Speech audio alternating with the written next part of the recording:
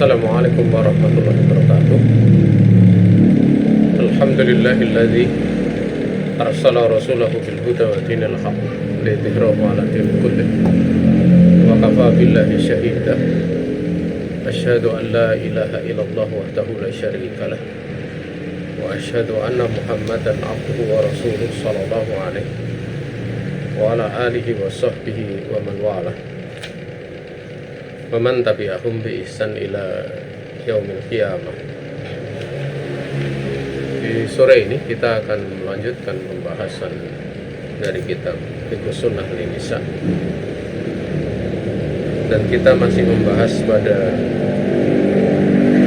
syarat di dalam sholat yang kelima, yaitu istiqbalul kiblah ma'al qudrati, menghadap kiblah disertai dengan mampu untuk melakukannya. Kita akan menginjak pada pembahasan yang masih berada di bawah syarat tersebut. Beliau mengatakan wa yajuzu tarku istiqbal kiblati fi halatain. Boleh untuk meninggalkan menghadap kiblat pada dua keadaan. Yang pertama, fi sholati nafilati li raqib. Fa yajuzu idza kunti raqibatan sayaratan aw nahwaha an tusalli an-nafilata wa la yalzamuki istiqbal al-qiblati. Yaitu pada sholat sunat yang berada di atas kendaraan. Boleh untuk engkau ini tatkala mengendarai kendaraan atau semisalnya, untuk kamu sholat sunat, dan tidak mengharuskan sholatmu itu dengan menghadap kiblat. Artinya menghadap kiblat itu tidak menjadi keharusan kamu di saat sholat di atas kendaraan. Pak Ibnu Umar radhiyallahu ta'ala anhu maqal, karena Nabi alaihi salatu wasallam yusabbihu ayyusolli ala rahilati qabla ayyawajin tawajjah wa yutiru alaiha ghayra annahu la yusolli alaiha al-maktubah wa takunu sholatu ima'an bi ra'si bihaitu yakunu sujud akhfada min ar-ruku'.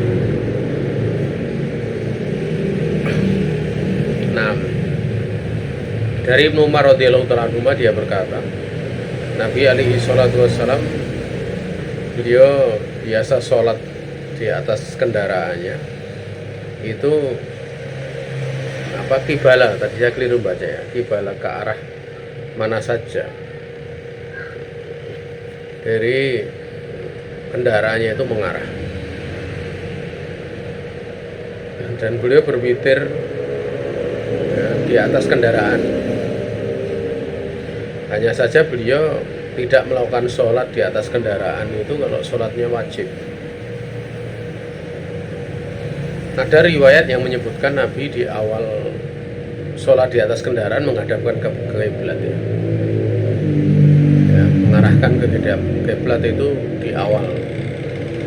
Namun ini pun hukumnya tidak wajib, dia hukumnya sunat. Sehingga kalau dari awal tidak menghadap ke kiblat pun tidak mengapa.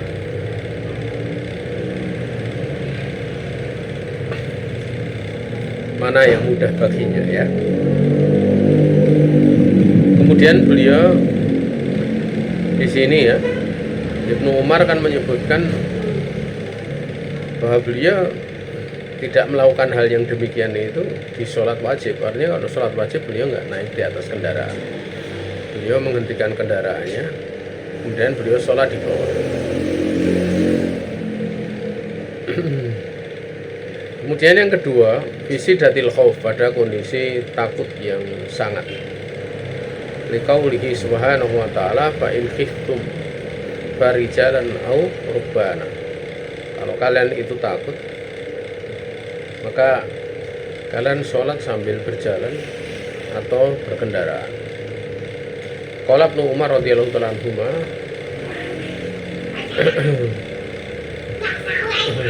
mustaqbilil kiblati wa ghairi mustaqbiliha.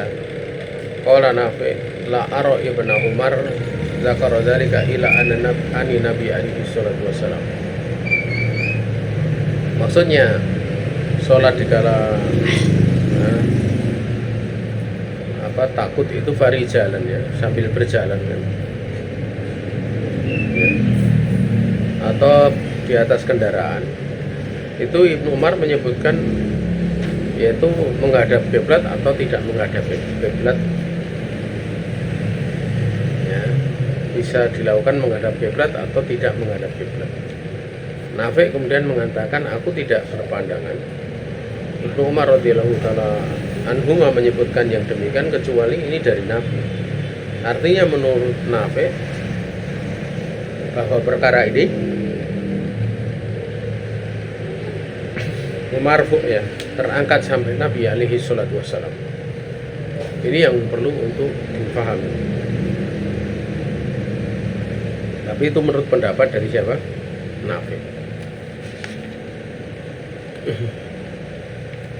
Namun kita tahu bahwa Ibnu Umar ini termasuk sahabat yang dikenal sangat kuat di dalam mengikuti sunnah Nabi alaihi salatu wassalam. Ini yang pertama. Juga kalau kita lihat hal demikian tidak bertentangan dengan nas-nas yang sahih, tidak diselisih oleh para sahabat, sehingga apa yang disebutkan oleh Nafi di sini punya kekuatan ya, bahwa memang ini bisa masuk pada hadis yang marfu namanya, terangkat sampai Nabi alaihi salatu wasallam. Nah, kemudian di sini ada faedah ya.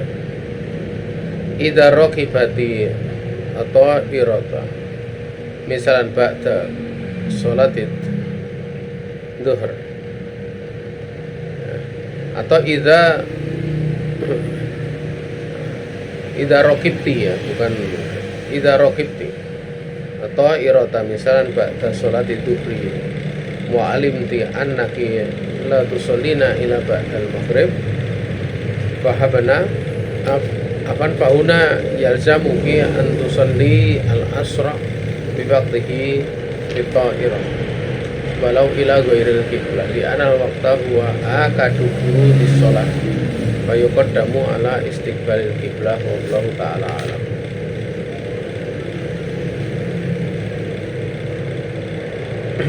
Nah,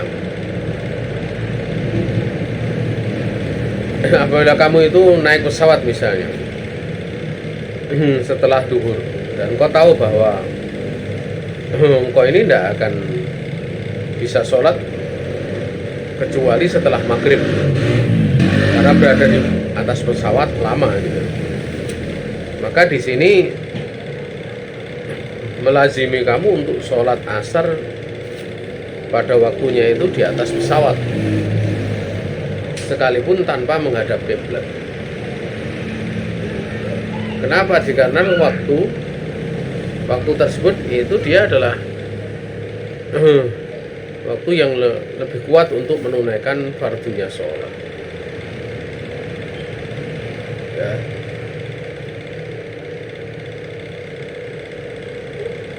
Sehingga hal ini lebih didahulukan dibandingkan menghadap kiblat. Wallahu ta'ala alam.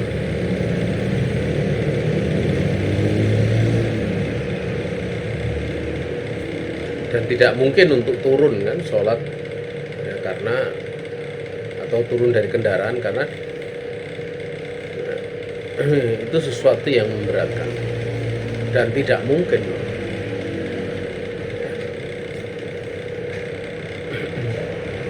Kemudian kita menginjak pada syarat yang ke-6, yaitu aniyah, niat. Fayustaratu li sihhati sholatiki antan bi as-sholata allati takumina ilaiha wa tu'ayyiniha biqalbiki wa tu'ayyiniha biqalbiki fardhan kanat aw sunatan wa huna umurun tujdaru al-asya'u ilaiha. Disyaratkan untuk sahnya sholatmu, engkau meniatkan sholat yang kau tegakkan sholat tersebut, dan kau pastikan, kau tentukan niat itu dengan hatimu, baik sholatnya fardu maupun sholat sunnah. Dan di dalam perkara ini atau di dalam bab ini ada perkara-perkara yang mana tujaru isyaratu, bukan asya'u ya, tapi isyaratu. Ada perkara-perkara yang lebih pantas diisyaratkan kepadanya. Yang pertama adalah la khilafa bainal ulama fi anna mahalan niyati al qalbi dunal lisani fi jami'il ibadati wa minha as-sholatu. Disyaratkan, tadi sudah isyarat-isyarat yang lebih pantas untuk, atau perkara-perkara yang lebih pantas untuk disyaratkan dalam pembahasan niat ini. Yang pertama, bahwa tidak ada khilaf, tidak ada perselisihan di kalangan para ulama tentang bahwa letak niat itu di dalam hati. Ana mahalan niyati al-qalbu,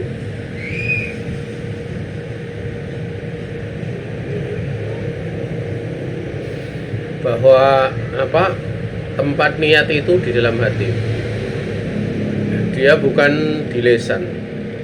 Pada keseluruhan jenis ibadah, termasuk di dalam ibadah ini adalah sholat. Ini tidak ada khilaf.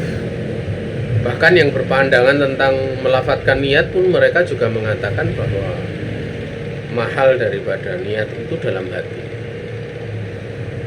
Hanya saja mereka kemudian mengatakan melafadzkan niat agar hati itu terbantu dengan lafadz tersebut, terbantu dengan lisan tersebut. Ya. Nah, ini ada pembahasan lain masalah tersebut. Tapi yang benarnya dalam perkara ini memang tidak ada penlafadzan niat.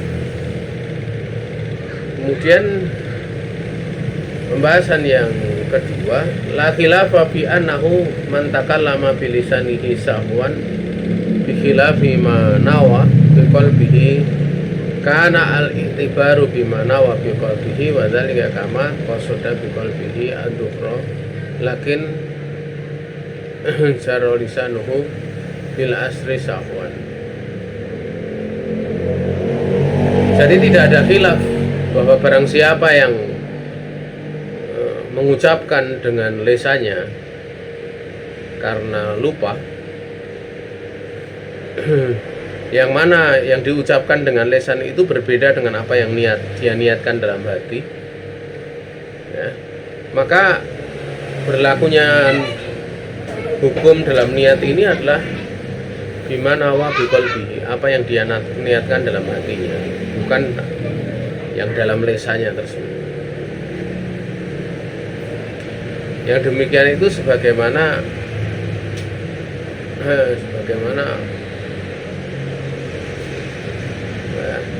man qasada biqalbihi ad-duhra lakin jara lisanuhu bil asri sahwan.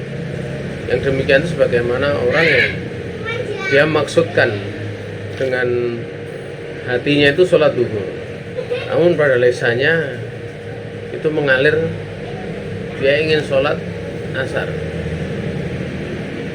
Ya, hal itu dilakukan karena apa? Sahwan, karena dia lupa. Ya.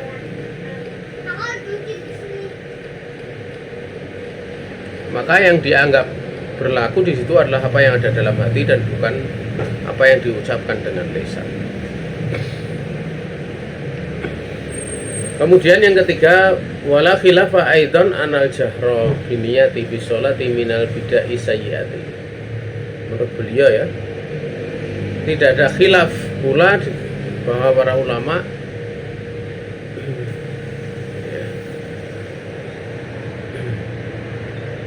ulangi, wala khilafah, yang ini yang ketiga, ya,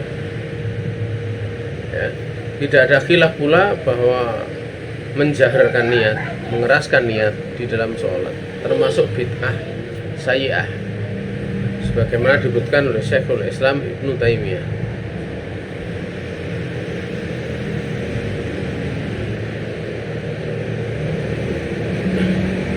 Kemudian ada pembahasan yang ditambahkan di sini ya, pada tidaknya khilaf menjaharkan niat dalam sholat termasuk bid'ah sayyi'ah. Syekhul Islam rahimahullah ta'ala mengatakan al-jahru bin niyati bis sholati minal bid'ah was sayyi'ah, minal bid'ah sayyi'ati laisa minal bid'ah al-hasanati, wa hadha muttafaqun alaihi bainal ulama, walam yakul ahadun minhum minal anal jahra binisbati mustahil wala ya.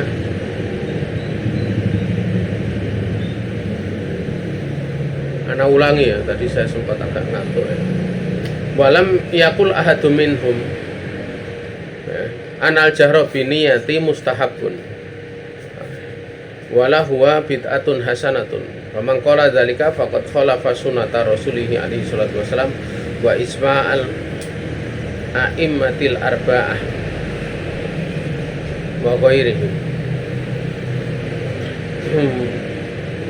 wa qailu hadza yustatabu fa in taba wa ila uqifa bima tastahiquhu. Nah, beliau menyebutkan bahwa menjaharkan niat, mengeratkan niat dalam sholat itu bid'ah sayyi'ah, bukan bid'ah hasanah. Dan ini disepakati oleh kaum muslimin. Tidak ada seorang pun yang mereka mengatakan bahwa menjaharkan niat itu mustahabun, dia adalah sunat. Ya. Tidak ada pula yang mengatakan bid'ah hasanah. Walaupun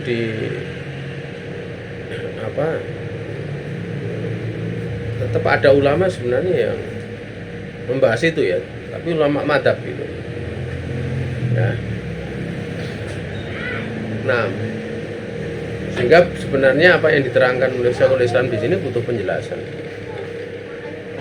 Maka barang siapa yang mengatakan bahwa melafadzkan niat itu adalah sunat,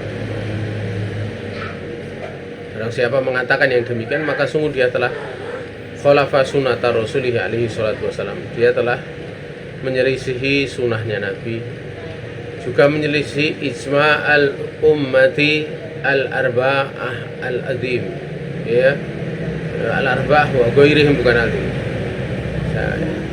Barang siapa yang mengucapkan yang demikian itu, maka sungguh dia telah menyelesaikan sunnah Rasul alaihi salatu wasallam. Demikian pula kesepakatan para imam yang empat ya, wa isma al a'immati al arba'ah wa ghairi, dan yang selainnya ya. Namun hal ini masih butuh diteliti ya, karena memang ada kata yang perkataan yang terkadang dijadikan sandaran, walaupun sebenarnya itu perkataan yang tidak seperti yang dimaknakan oleh orang-orang yang mengikutinya dan yang fanatik dengan pembahasan seputar mengucapkan niat ya.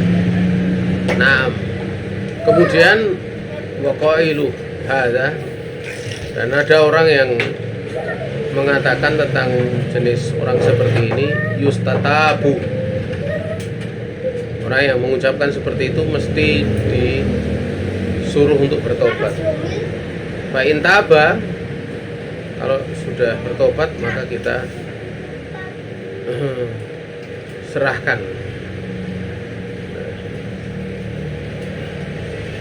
hal yang menyangkut perkara tersebut ya, dia diminta bertobat dari melafadzkan niat. Namun kalau dia bertobat maka selesai urusannya. Tapi kalau tidak mau bertobat maka dia dihukum dengan hukuman yang memang pantas baginya.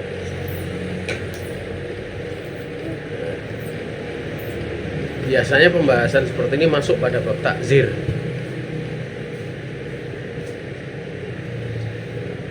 Kemudian yang keempat, wa kadzalika talafudzu biniyah fi nafsihi siron bid'atun muharramatun. Demikian pula melafadzkan niat dikala sholatnya tidak keras, ya, melafadzkan niat pada dirinya sendiri dengan sir, itu pun bid'atun muharramatun, itu pun bid'ah yang diharamkan.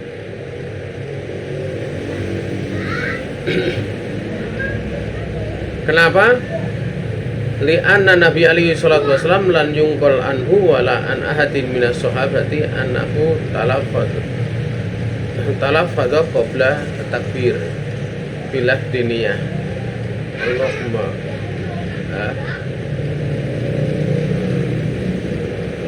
Ana ulangi ya. Dikarenakan Nabi alaihi salatu wasallam tidak dinukil darinya dan tidak pula dari salah satu sahabat bahwa beliau talafadha melafadzkan qabla takbir, sebelum takbir, itu takbiratul ihram, bila diniyah, melafadzkan dengan lafaz niat, itu tidak ada, tidak dinukil baik dari Nabi maupun sahabat. La sirron wala jahron, tidak secara sir, tidak pula secara terang-terangan, ya. Wala qala, dan beliau juga tidak ternukil kemudian mengatakan usolli lillah sholata kadza. Beliau tidak mengucapkan aku niat sholat itu sholat yang demikian. Mustaqbilal qiblati arba'a rakaat imaman au ma'luman. Jadi enggak didapati penukilan bahwa beliau melafadzkan niat dengan usolli, aku akan sholat karena Allah dengan sholat ini dalam keadaan menghadap kiblat 4 rakaat, menjadi imam atau menjadi makmum. Beliau hanya mengatakan atau dalam perkara tersebut beliau hanya langsung takbir saja, takbiratul ihram. Beliau juga tidak mengatakan pada waktu melafadzkan niat itu ada lafaz adaan, yaitu menunaikan, karena menunaikan perintah Allah. Juga tidak ada wala qadaan,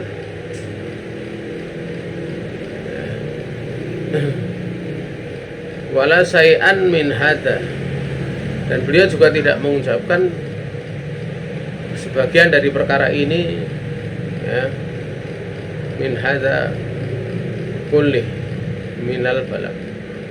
Tidak, dia tidak melafadzkan yang seperti ini, ya. Semuanya saya ulangi, kulluhu minal bidah, semua perkara seperti ini termasuk bid'ah. Kita ngikuti materi di dalam kitab ini, ya. Kemudian yang kelima adalah al-aslu antakuna an-niyatu muqarinatan litakbir qablahu mubasyaratan. Secara asal keberadaan bangunan tersebut, yaitu rumah, itu ulangi, saya tadi nggak sempat istirahat, ya. Ulangi yang kelima ini. Al-aslu antakuna niyatu muqarinatan litakbir, ya, qablahu mubasyaratan. Secara asal keberadaan niat itu berangkai dengan takbir, yaitu takbiratul ihram, ya. Dan niat itu qablah, dia mendahului, namun mubasyaratan, ya, artinya dia ini sangat dekat, ya, mengiringi dengan takbir tersebut, gitu, secara langsung. Makanya ada istilah nama istishabuniyah, ya. Amaniyatu idza hadarat fil qalbi ba'da takbiratil ihram fa innaha la tajzi. Adapun kalau niat itu dia hadirnya dalam hati itu setelah takbiratul ihram, maka sungguhnya itu tidak mencukupinya. Ya, tidak mencukupi. Jadi dekat sekali antara takbiratul ihram dengan niat tersebut. Niat mendahuluinya. Niat benar niat adalah mendahuluinya, baru kemudian setelah itu takbiratul ihram. Ya. Wallahu taala alam. Namun pada waktu takbiratul ihram ada istilah tetap istishabun niyah. Artinya niat itu melaziminya, menemaninya. Istishabun niyah itu adalah tidak berniat untuk memutus sholat. Kalau sudah dia berniat memutus sholat, berarti ada niat yang digugurkan.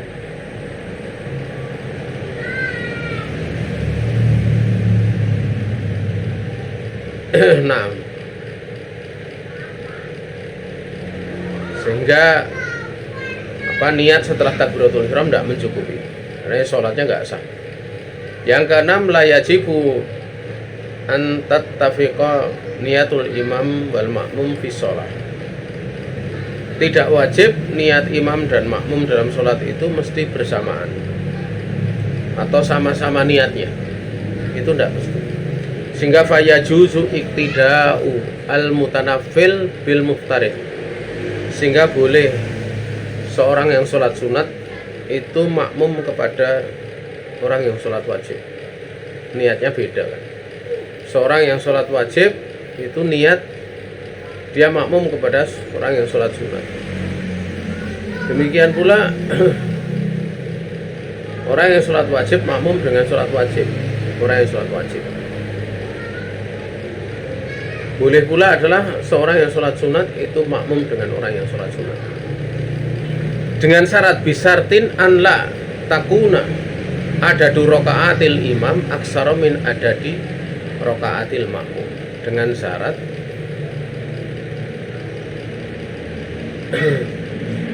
banyaknya rokaat imam tidak lebih banyak dari banyaknya rokaat makmum.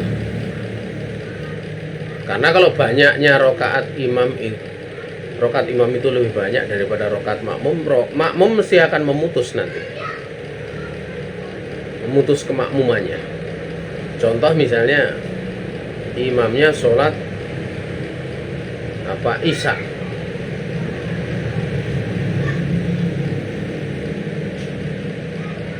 ya kan 4 rakaat. Kemudian seorang dia makmum sholat sunat 2 rakaat, nah ini tidak boleh. Ini tidak diperbolehkan. Nah, ini menurut penulis kitab ini ya.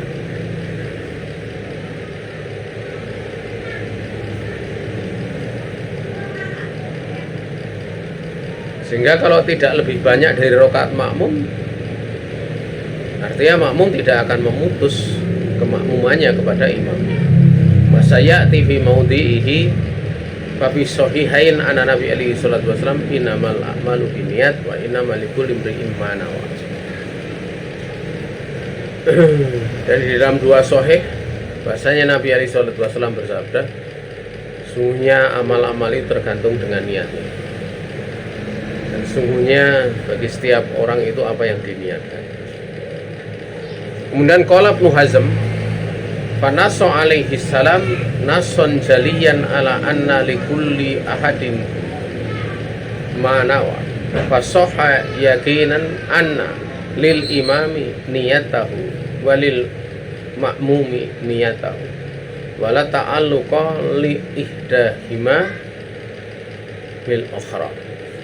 Berkata Ibnu Hazm, Nabi alaihi salatu wasallam telah menaskan dengan nas yang jelas. Nasnya apa? Bahwa setiap orang itu dia akan mendapatkan seperti apa yang diniatkan. Maka ya, telah sah secara yakin bahwa bagi imam itu berlaku niat untuknya, dan bagi makmum berlaku niatnya. Hingga makmum misalnya sholat sunat, dia makmum pada sholat wajib tidak mengapa. Nanti kalau bulan Ramadan itu malah justru makmum mau sholat isya karena tertinggal, kemudian imamnya sholat taraweh, itu tidak ada masalah. Sementara bagi makmum ya niatnya sesuai dengan apa yang niatkan, sehingga tidak ada keterkaitan salah satu dari keduanya itu kepada yang lainnya di dalam hal niat, sehingga mesti ada kesamaan. Kalau tidak sama tidak sah, tidak seperti itu.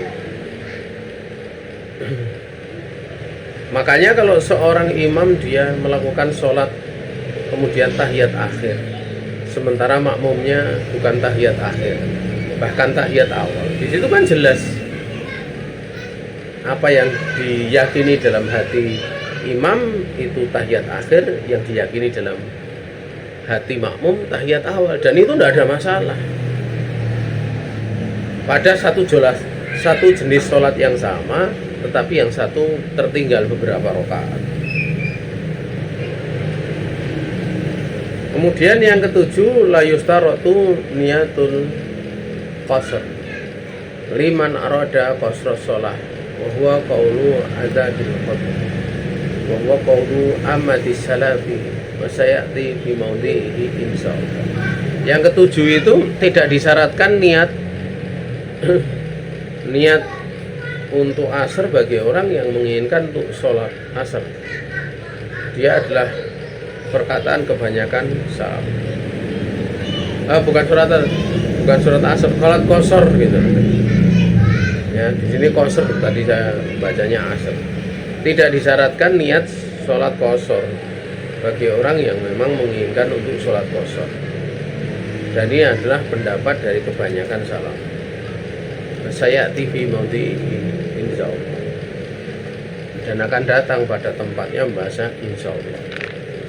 Untuk sore ini karena ya, saya sendiri ya, tadi ada sesuatu sehingga maka kajian untuk sore ini kita cukupkan sampai di sini ya.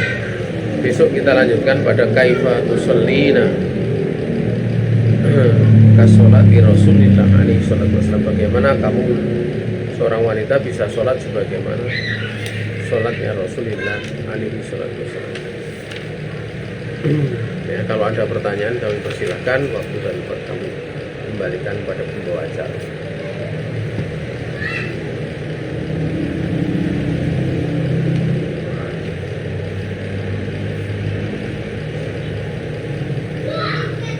Nggak dengar itu suara dari nggak dengar itu.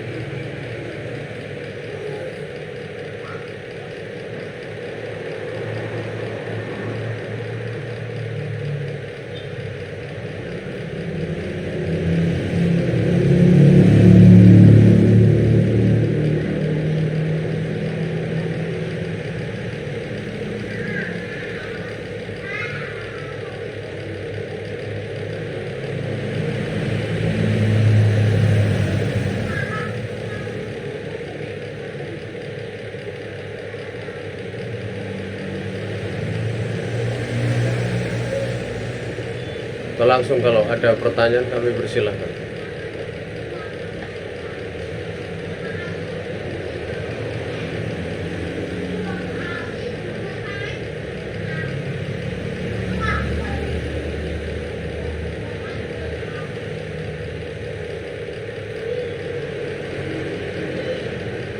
Apaan kok tidak dengar ya itu?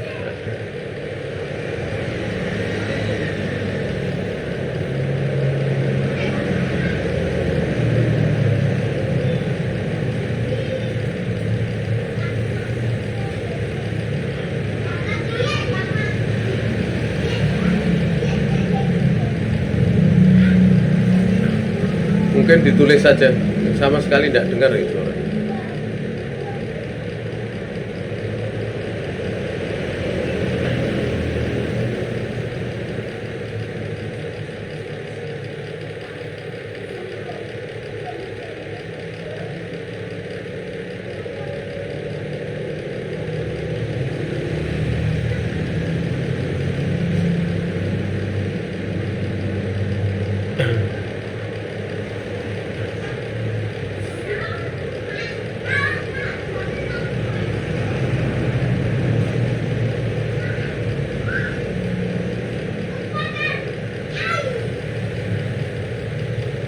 dikarenakan nggak dengar, kita tutup aja.